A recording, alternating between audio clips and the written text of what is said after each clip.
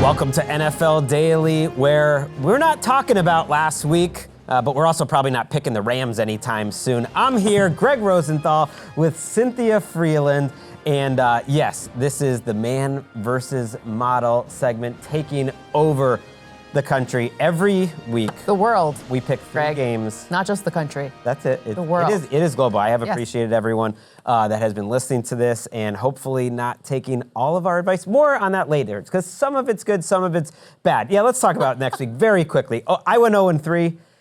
That was a tough situation. Cynthia Okay, and I were on I went the 1 and Rams 2. together. That's not great. You went 1 and 2. You're 3 and 3 over. I'm 2 and 4. So I hate starting out the season like this, but I don't care. I am confident. Yeah. And this week we are picking winners, and we're going to make it up to our listeners. I'm going to start.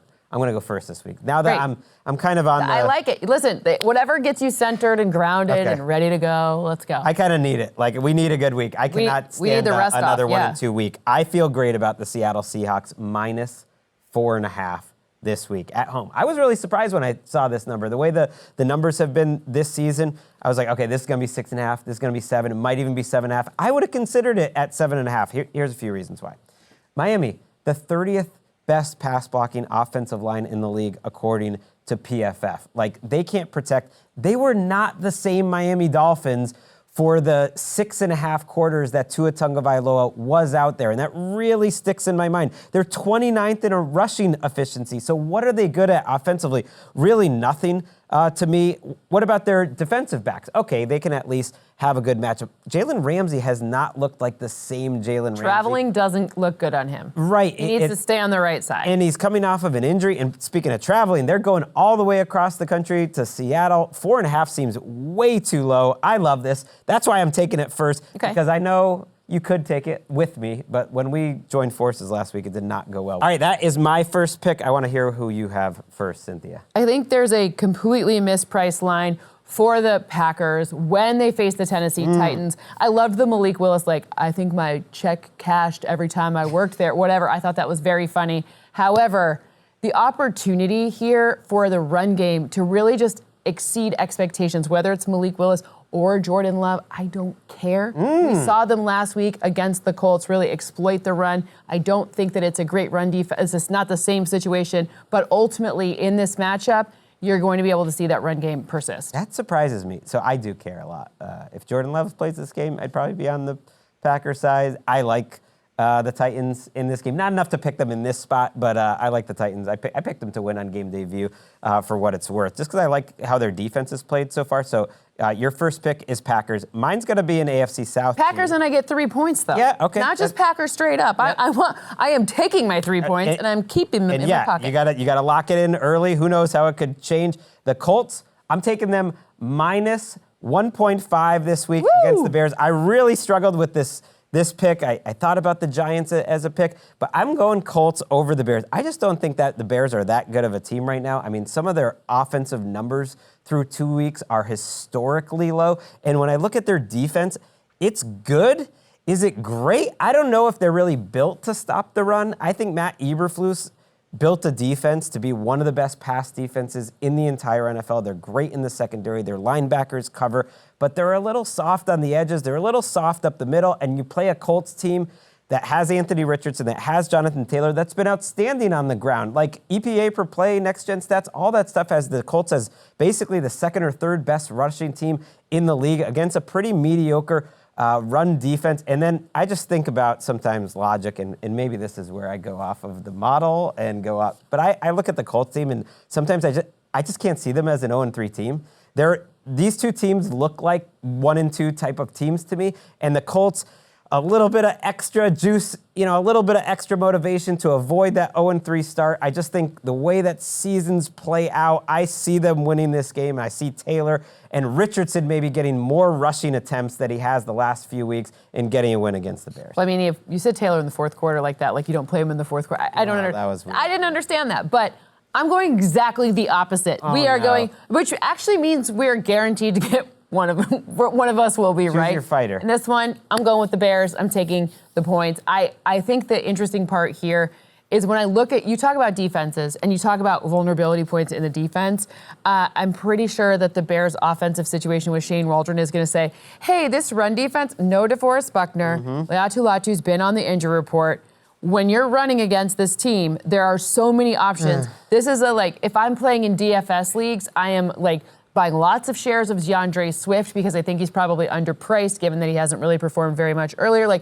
This is a situation where I know their O-line is not a source of strength yet. I know third down is an issue still, but I think this is the Caleb Williams. This is his first passing touchdown. You're going to deny the man the opportunity for his first passing touchdown? There's just too many injuries on the defense. He can get a passing touchdown. I don't think he can get a win. My final one, feel better about this one. The Colts was kind of my third pick. Saints, minus 2.5, love it.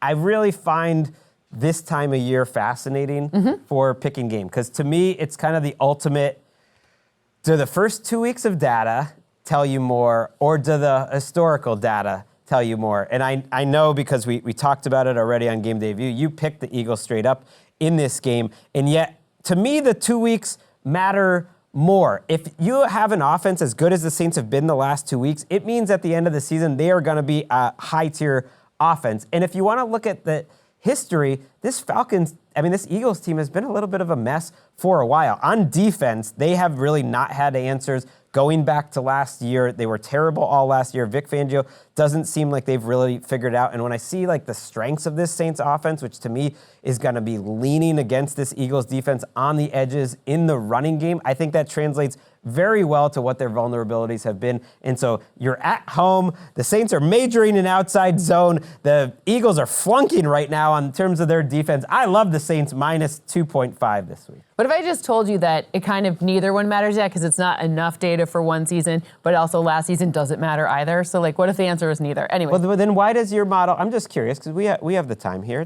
It's a podcast. Why does your model have the Eagles winning this game outright when I know there must have been some inputs before the season that the Saints team wasn't going to be that great, but at this point, they've shown a lot.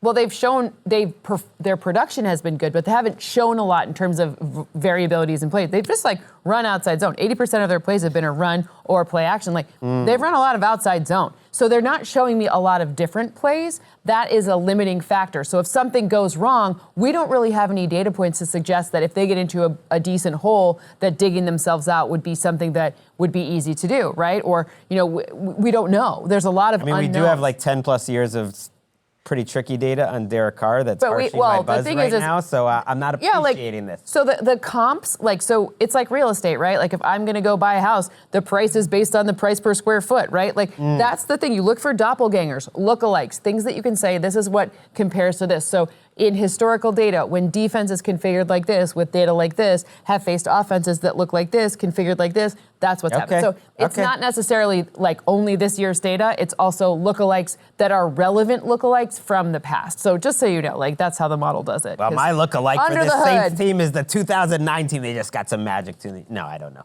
I like the Saints. Let's get your third pick. My third pick? Listen, I loved what I saw from parts of this Raiders offense. I thought it was a lot of fun to watch Brock Bowers. Devontae Adams was essentially horizontal. I am still unclear if he's subject to the same laws of gravity as the rest of us. It is unclear, but I think this is a really nice plus spot for them. In a game against the Panthers that are struggling, they're making some changes. I think they're going to win by at least 5.5 points. That, to me, feels like an opportunity. It is their home opener.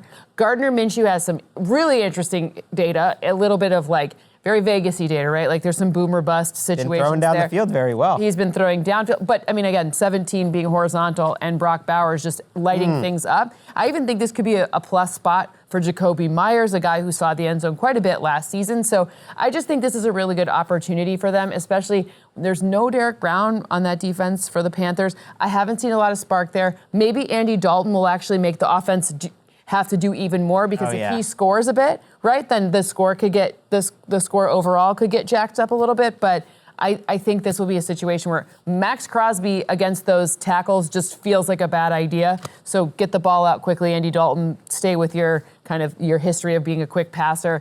But Dalton could play well. I feel like if this isn't an anti-Dalton take at all. Yes. It's just a pro Vegas take. If Bryce Young was a starter, I suspect this line would be a couple points bigger.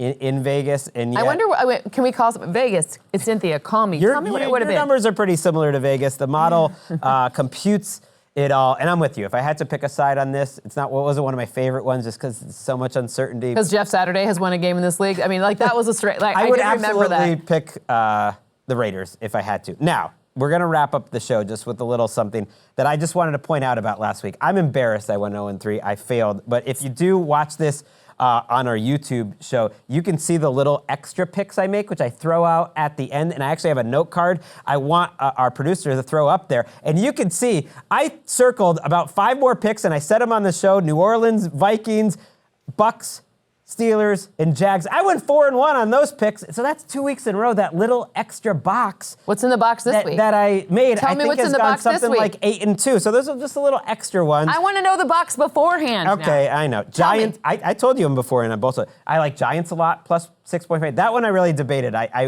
almost wanted to put that in my top 3. I just think the Browns are not good enough to be favored by that much at this point. I like the Ravens -1. Kind of going off the whole. I just can't imagine the Ravens getting to 0-3. I think they're a better team. I have a little more math than that, but I do like the next Gregg stat. And then the Bengals -7. I just think their offense, T. Higgins coming back against the worst defense in the league, a bad secondary. I think they could win that game by 10. I think it could be like 33-21. Washington puts up some points, but I like the Bengals. I like what you're saying. You know what? If you want to hear more. I do. Of Cynthia. No, not of me. They've got enough of me. It's been a long week on NFL Daily. What are you talking about? I listen to NFL Daily. I love it. Your YouTube channel, you can check out Cynthia's weekly preview every week, right? Thank you. So please Numbers check out game show. It's fun. Cynthia Frelund, the Numbers Game. And it's been awesome all week. Appreciate you checking out Man vs. Model Week 3. We will be back on We'll be back as winners. We're going to be back as winners. That's true, on Week 4. But on Sunday night, Patrick Claybon, Nick Shook and I wrapping up all the Week 3 games. And I can brag about how smart these picks were then. Football is back.